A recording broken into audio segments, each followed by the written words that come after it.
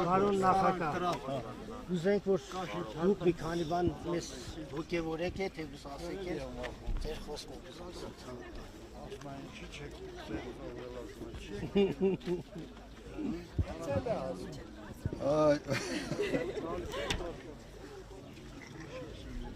Պիտի փոխենք ամեն ինչ։ Իրականում փոխելու բան շատ կա, ես նույնիսկ անկեղծ մտել ենք պայքարի մեջ եւ հասկանում եմ, որ հաղթանակի ձեռքում գիշեր-ցերեկ աշխատող։ Ոնց որ օրինակ ինձ համար ոնց որ ճակատագիր։ Ամեն անգամ որ մի տևի ճակատանում եմ, ինձ հայտնում ես ընդ բերը շալակում ես, հետո դա Ղարաբաղն էր 92 թիվ օգոստոս ամիս, ժամանակ Ղարաբաղի կեսը Հայաստան եկա 97 թիվ խնդիրները բոլորը դեք ինչ է ինվերստը, երորդ ընկան, բոլոր դիպորս է Ես ավելի ծանր այլեն ձեզ համար Ինձ էլ ատվում, թե ավելի ծանր ալինելու Իմ տպավորությունն էլ որ ավելի ծանր է, մի քիչ ավելի շատ է խառնել որովհետև բոլոր պարագաները, օրինակ 97 թիվ կար լարվածություն, ներքաղաքական լարվածություն բան, բայց ոչ մեկը կասկածի տակ չէր դնում, թե հայ ենք, հայ չենք։ Հենց բաժանում մի քիչ ուրիշ տեղ էր, ազնվորված բաժանում էր, ինչ որ օրինակ լավ առաջին նախագահը չուներ դաշնակցության հետ, կոնֆլիկտի մեջ էին, բայց ոչ մեկը չէր ասում Ղարաբաղը հանձնենք Թուրքինն է, ոչ մեկը չէր ասում գնանք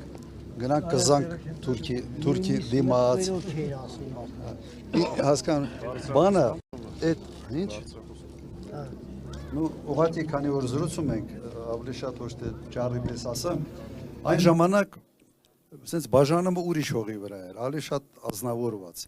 Հիմա բաժանումը ոնց որ սենց ինքնության հենց մեջտեղով է գնամ։ Եվ դրա համար առաջինը հիմա պետք է հաղթել, որովհետև ինքնությունը ուղղակի քայքայում ես, հետո դժվար է վերականգնում, տենց հեշտ չի վերականգնում։ Ճիշտ է, մեկ օրում էլ չես կարող քայքայել, ինչ-որ ժամանակ է ուզում այդ ինքնության քայքայումը, բայց քայքայելու պարագայում հետո չես վերականգնում։ Ու հիմա մեզ նաև մտցրել են աշխարհաքաղաքական, սենց բախումների խիզակետի մեջ, այն ժամանակ դա չկար։ Օրինակ այն ժամանակ երբեք վեճը չէր գնում, ես օրինակ առաջին նախագահ բաժանվեցինք, ինքը հրաժարական տվեց, ես մնացի, բայց խոսքը չէր գնում, որ մենք սենց գնում ենք Թուրքիայի հետ ախպերության, խոսքը չէր գնում այնպիսի հարցերի շուրջ մեր տարաձայնությունը, որը ուղղակի վտանգավոր են երկրի համար, բարդ տարածաշրջանում։ Լինել չլինելու հարց չէր, ուրիշ մակարդակի վրա էր, հիմա շատ ավելի մեծ է, իսկապես շատ ավելի մեծ է վտանգը։ Հաշվի առնելով օրինակ Ռուսաստան, Եվրոմիություն, հարաբերությունների ուղղակի թշնամական բնույթ է այսօր,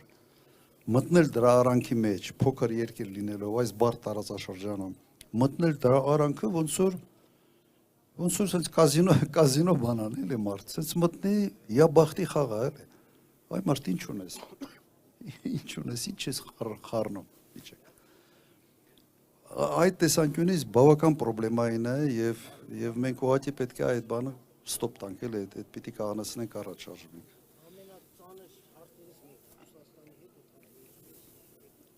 Այ հետարքիր է այն ձեր մոտից, շատ մարդ են Ռուսաստան աշխատում, գնամ գալիս արտագնել։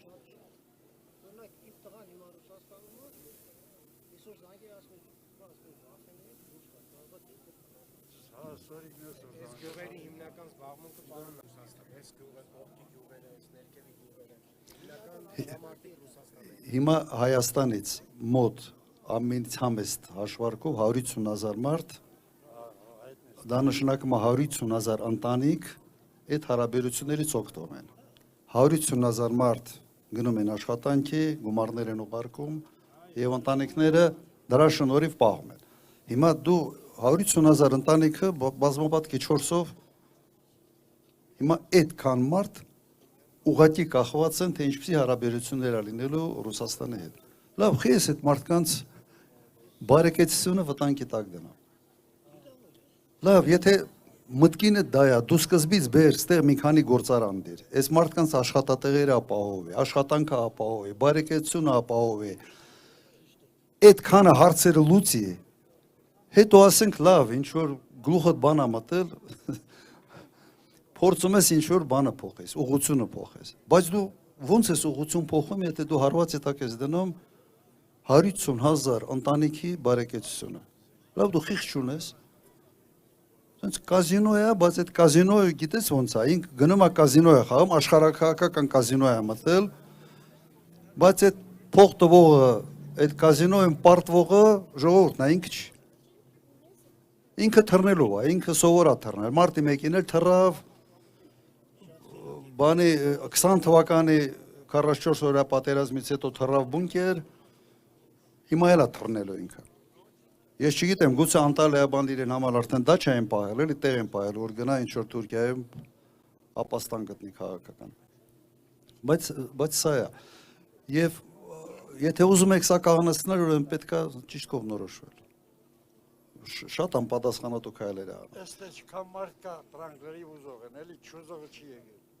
Դա հասկանալի չի։ Մարդիկ կան, որ ուղղակի պետական համակարգում դպրոցում բանում աշխատում են կամ ինչ որ համայնքապետարանում բանում մարդիկ վախենում են էլի։ Բայց օրինակ քանի հոգի են ստեղից աշխատում մոտարապես, օրինակ ձեր գյուղից քանի հոգի են Ռուսաստան գնում գալիս։ То есть 50% ուղի կախված են։ Բայց մնացած գյուղի